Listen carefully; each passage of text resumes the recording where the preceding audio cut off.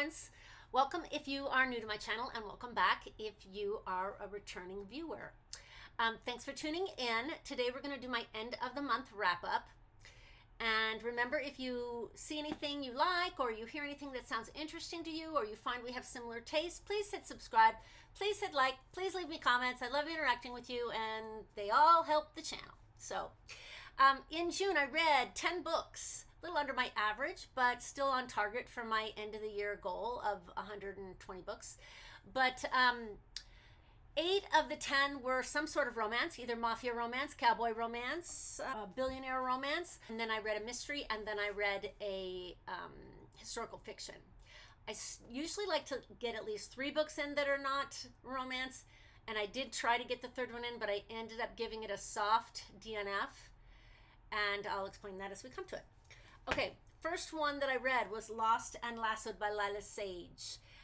This is from the Rebel Blue Ranch series. It is the 3rd book, and you might have heard me say this before on the first 2, but I just love these covers. They're very comic book-like and very vintage, and I just love them. They're always on display in my library. But in this one, we're following Teddy and Gus. Now, Teddy is kind of struggling with her life right now. She's very much an extrovert, very loud, and she is Gus's sister's best friend.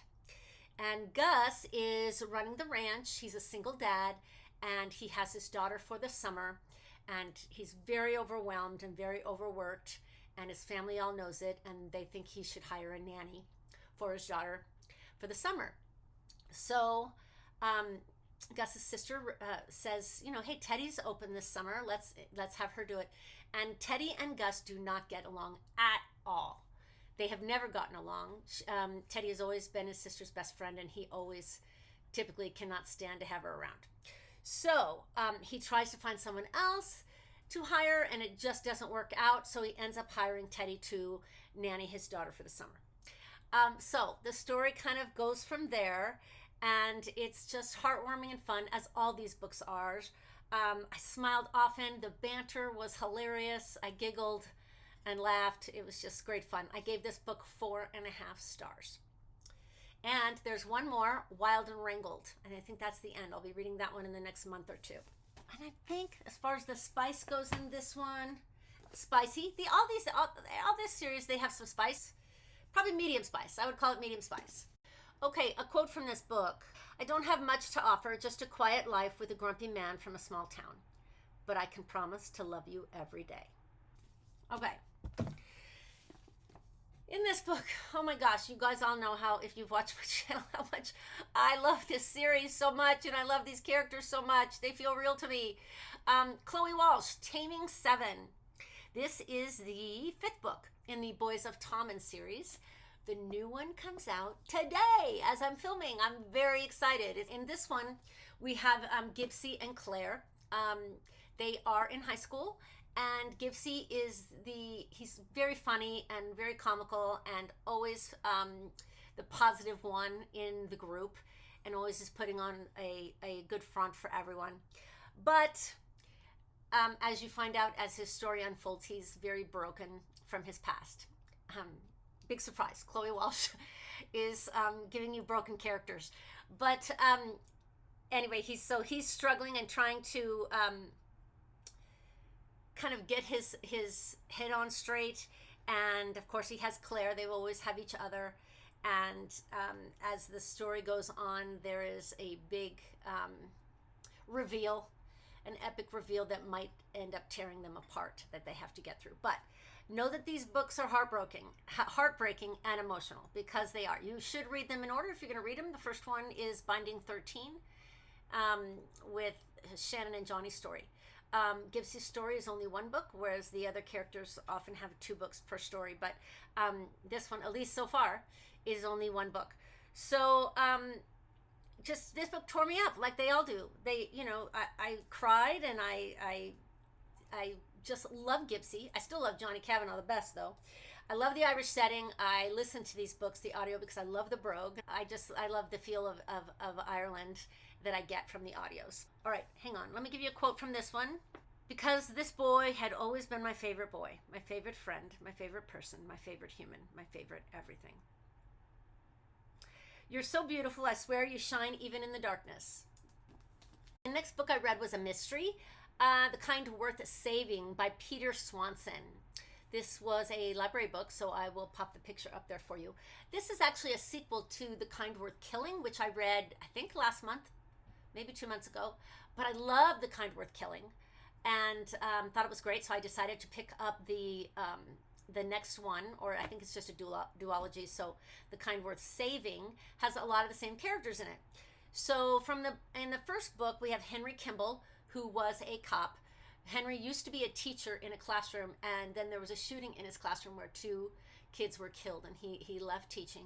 He became a cop, and that was in the last book, and The Kind Worth Killing. And so now in this book, he is no longer a cop, he's a private investigator. So in walks, I think her name is Joan from his past, and she wants Henry to find out if her husband is cheating because she suspects that he is. And Henry knows Joan because she was a student in his classroom when the shooting took place. And he kind of gets bad vibes from her and knows that she is maybe dangerous.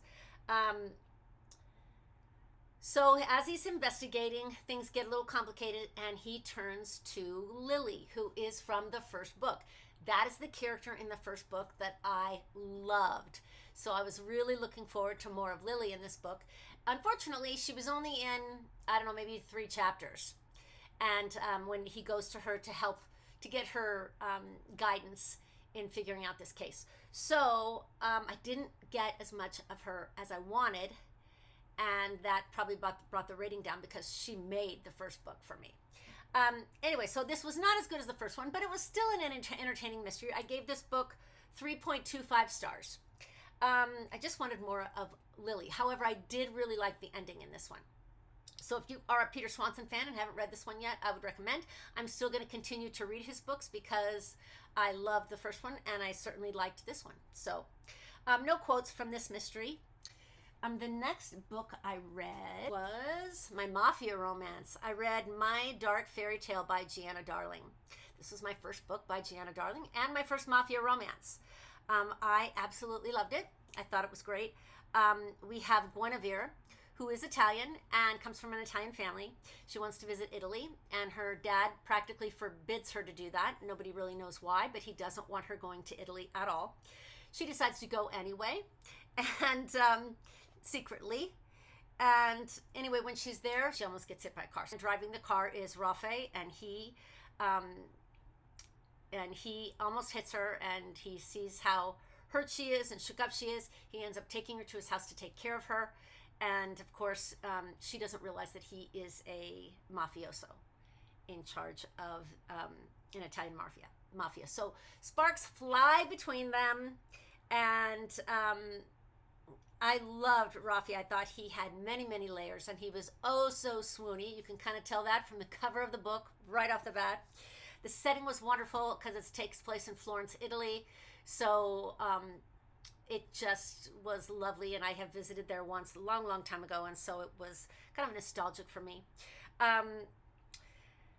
Guinevere, I liked Guinevere, but Guinevere to me at times was way too naive. I thought she should have figured out that something was off with Rafi as far as the mafia goes, or at least that he was doing illegal stuff. I thought she should have figured that out long before she did. But anyway, so that kind of bothered me a little bit, her naivety. But it was really good. It's definitely spicy, super spicy. Actually, I would call this one. There were I think I had a couple cringe moments in this one with the spice. So, but still, love this book, 4 stars. And the sequel comes out in, I want to say October. And I will definitely pick that up. And I will definitely be picking up more Mafia romance, both by Gianna Darling and from other authors, because that was really thrilling and fun. I didn't have any quotes from this one, though, either. Okay, the next book I read was a audiobook. So I will flash the picture up. I read, this was a historical fiction, and this was called The Magnificent Lives of Marjorie Post by Allison, I think the last name is pronounced Pataki. But this one we're following, Marjorie Post is the heiress to Post cereal. So this book starts in the 1800s and goes through, did I write that down? I did not write it down. But goes well into the 1900s, but because it covers many, many, many years. But she is, like I said, the heiress to the General Mills empire. And when her father dies, you get her childhood and how she started with her dad out in the barn making cereal boxes, and it kind of takes you through her life, her 4 husbands, her 3 children, 2 wars, the Depression, friends with many different presidents, and after her dad dies, she's figuring out how to run the company when women had virtually no rights.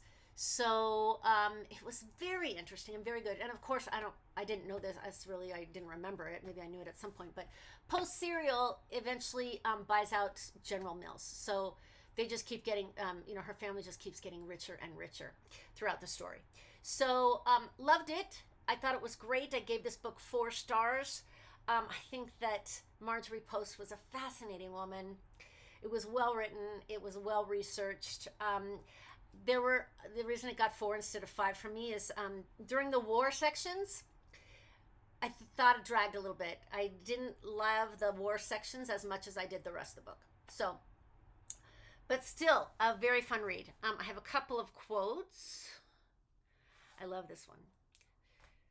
My wealth would have been a burden to my soul if I did not find ways to share it with others. And I love this one.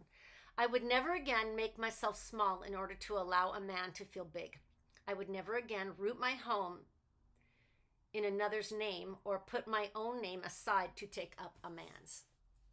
So, very good. Highly recommend.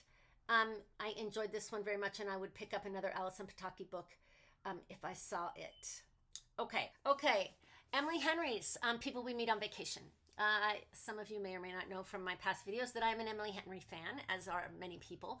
I had not read this one because it seems to be everyone's least favorite of her books, at least a lot of booktubers. But they're making a movie about this book, so I thought I wanted to get that in soon. So, plus she just came out with another book, and I think that will be the only book I haven't read yet. So I wanted to get this one read so then I can get the new one. Okay, in this one we're following best friends, Alex and Poppy. So this is a friends to lovers, but because there was a falling out years before, maybe enemies to lovers trope. Best friends, Alex and Poppy, they take summer vacations together every year. And then at some point they have a falling out and they don't talk for 2 years. Poppy misses Alex very much and decides to try to convince him to take one more vacation with her. And she wants to kind of set everything right and make everything okay. I like this book. I thought it dragged a little bit in parts, but I really enjoyed it. They were fun, good banter. I really like both main characters, and I love their friendship and I love their travels. It was fun to see all the fun places that they went. Again, the beginning dragged a little bit, and I just thought that the reason that they had a falling out, I just thought when we found that out, it was very anticlimactic. I went, really? That's it? So anyway, I gave this book 4 stars. Definitely worth a read. Emily Henry's writing is wonderful. If you haven't tried one of her books, definitely try one of her books. Her favorites of mine are probably Funny Story, which I absolutely loved. Happy Place seems to be everyone else's favorite, which I enjoyed very much as well. Beach Read is also everyone else's favorite, but my favorite was Funny Story, but I really loved it. Okay, quotes. I don't think I knew I was lonely until I met you. I still have a lot to figure out, but I think I know that wherever you are, that's where I belong. I'll never belong anywhere like I belong with you. I read Wild Side by Elsie Silver, another one of my favorite authors. This is the 3rd book in the Rose Hill series. In this book, we have Tabitha and Reese. Okay, those are our main characters. Tabitha has a sister, Erica, who ends up dying in the beginning of the story, and Erica had a son, and Tabitha wants to raise, his name is Milo, wants to raise Milo, but the adoption is contested by Reese because Erica and Reese were friends, and Erica specified that she wanted Reese to raise Milo. So they start off enemies, of course. So it's going to be enemies to lovers. And Reese loves Milo, and Tabitha ends up seeing that. And Tabitha is so good with Milo, and Reese sees that.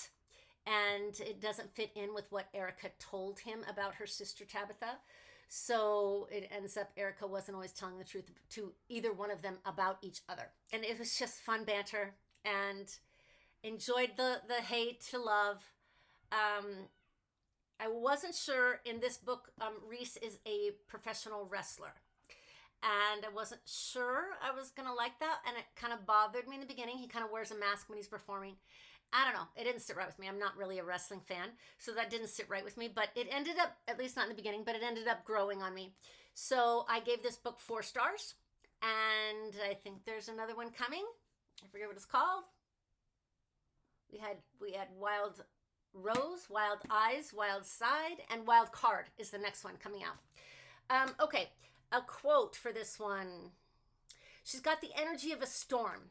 Ominous, electric, unpredictable. I spent a lifetime thinking I don't like talking, and it turns out I just needed the right person to talk to. So that was a great book, fun book. Not my favorite in the series. My favorite in the series is the second one, Wild Side. And okay. Next book I read. I'm going to pop up the picture because it was a borrowed book. Started to read, I should say, Demon Copperhead by Barbara Kingsolver. I soft DNF'd this one at about 25%. I did not count it in my 10 books because I don't count a book unless I've read at least over 40% of it. But I stopped at 25%. Now, it's a soft DNF. I'm probably going to pick it up again at some point. The reason I put it down is it's beautifully written, but it's very sad and depressing, and I just wasn't in the right headspace for this one. It was probably right after I read Taming 7, which is also a very emotional, very, just takes a lot out of you. And I picked up this one afterwards because it's a Pulitzer Prize winner, and I knew it would be great writing, and it was great writing, but it's just very sad and very dark, and just addiction and child protective CPS, child protective services, and how they fail, and and how they're lacking, and what happens to the children when they fail them, and bullying, and it was just a lot. And I was only 25% in, and I knew that it was going to be a lot more of that. You can tell, even if it ends well in the end, and I have no idea if it does or not, but I'll get back to it at a different time. So there's that. Okay, after that, the next book I read was King of Wrath. This was another 5-star for me. I had Taming 7 this month as a 5-star, and this book was a 5-star for me. King of Wrath by Anna Huang. I know Anna Huang is very popular with a lot of people. This was my first Anna Huang book. This is a series, and it's called the King of Sin series. And King of Wrath is the first one. And I loved this book. I totally ate it up. We have Dante, who's a billionaire. And I love billionaire books. They're so much fun. When you have so much money, it's just so much fun. He's a CEO, and he is forced into an arranged marriage. Blackmail forces him into an arranged marriage with the daughter of his enemy. The daughter is Vivian. She's rich, she's elegant, she's ambitious, she's well-mannered, she's devoted to her family, and so she agrees to the arranged marriage. Her sister was in an arranged marriage, and she kind of knew it was probably coming. And so I think that her family's from new money, his family's from old money, and it was kind of bound to happen to her. So she just accepted that. So she really agrees to the arranged marriage out of duty to her family. Okay, so this is hate to love right off the bat. Of course, they hate each other because they don't even want to get married in the beginning. But seeing their relationship grow and what happens, I just loved it. I loved all the side characters in the book. There was so much growth for the main character because he starts off and he is just a jerk, just a total jerk. But but of course he has a lot of growth, and there is groveling, lots and lots and lots of groveling, which I love. So great fun, really loved it. 5 stars. I don't want to give too much away, but I would pick this up. And if you haven't tried Anna Wong yet, please, I think this would be a good start for you. The Twisted series, let me know if you've read the Twisted series by Anna Huang, because I know a lot of people have read that one. That was a series before this one was written. And let me know if I should try that one as well. A quote from this one, a couple quotes. Let's see. Somehow, somewhere along the way, I'd fallen in love. Not like or lust, love, in all its terrifying, unpredictable, unwanted glory. Here's another one. A part of me would always find my way to her. She was my North Star, the brightest jewel in my sky. Very good. I'm excited to read the second one. I'll probably get to it this month. 2 more. I read In the Weeds by B.K. Borson. This is the second one in a series. I'm in the middle of so many series, but I still love my standalones too, so I'm not going to give them up. But anyway, this was the Love Light Farm series. I read the first one at Christmas time because it was a Christmas story about a Christmas tree farm. But this one is about Beckett, who is someone who works at the Christmas tree farm. The first book is about the owner, and this one's about Beckett. And it does not take place at Christmas time, so you do not have to wait for the holiday for this one.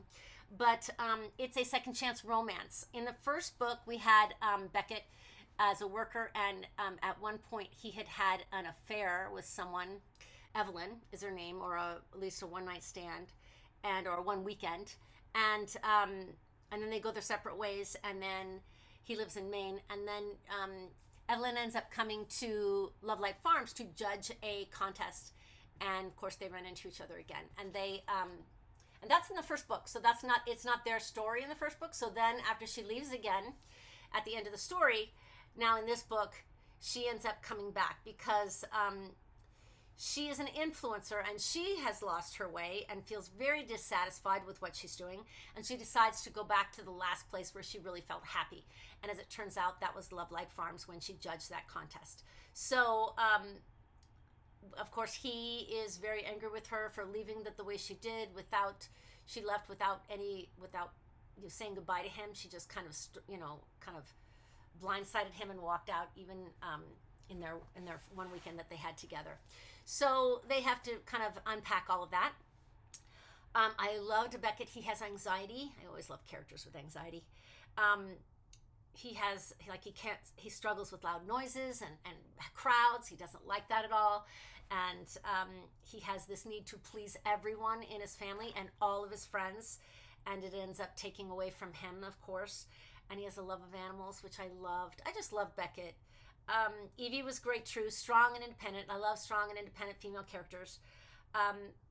The one thing, and I gave this one 4.25 stars, and the reason it didn't get higher than that, because I did love it, was just the excessive miscommunication. I just went, okay, enough, talk to each other. It's not that hard. And I know that doesn't make for a good book, so, but I felt like the miscommunication was a little excessive. But love the book, 4.25 stars. The next one, I think, is called Mixed Signals, and I will be reading that one in this series as well. A quote from this one. Maybe this is what happy is supposed to be. A person, a place, a single moment in time. I love this. When did we stop marveling at the world around us? When did we stop looking at the stars? I love that book. Okay, the last book I read, again, this was an audiobook, so I will flash the book up there for you. I don't own this one in a hard copy. I read A Novel Love Story by Ashley Poston. This one has gotten a lot of bad reviews, I found out. I wanted to pick this one up because, first of all, the concept, which I will explain in a minute, I just thought was very unique and very cool. And I read 2 of her other books and liked them both a lot. I read 7 Year Slip, which seems to be everyone's favorite of hers. And I read The Dead Romantics, and this is my 3rd book by her. All of her books have magical realism in them. So if you don't like that kind of thing where there's a little bit of magic going on, then these books may not be for you. I love that. So we have Eileen, who is an English professor, and And she always finds comfort in her favorite romances and her favorite romance series. Um, she has a book club that meets every summer at a cabin, and they have the best time talking about books. And this particular year, no one's able to make it except for her. So she decides to go by herself anyway. And so she's traveling to the cabin, ends up taking I don't know whether I think the weather is bad, it's raining or something. She ends up taking a wrong road, and she almost runs over a man. The man's name is Anders, and her car breaks down. And it turns out she ends up in the town of her favorite book series. So that's the concept. She ends up broken down in a town, and everything starts to look familiar, and she's like, oh my gosh. And then she starts to meet these characters, and she knows all the characters' names from her series, and she knows what's going to happen to them. She knows their love story, and of course those things kind of go awry a little bit here and there, and she doesn't know if it's because she's intervened into their world when she wasn't supposed to be there. It's all very cute and very cozy. And I would just, although we don't have rain here in Phoenix at this time of year, but I just thought, oh, this would be the best book to curl up with on a rainy day. The only character that she doesn't recognize in the town is Anders, the man she almost ran over. She can't put him in any of the books that she's read about them. So you'll find out about that if you take this one on. Again, it's gotten some rough reviews. A lot of people have only given it 3 stars or under. I thought the premise was so interesting. I just thought it was so heartwarming. I gave it 4 stars. And it's a book about books. I love books that are about books. It's just fun. Okay, we have a couple of quotes.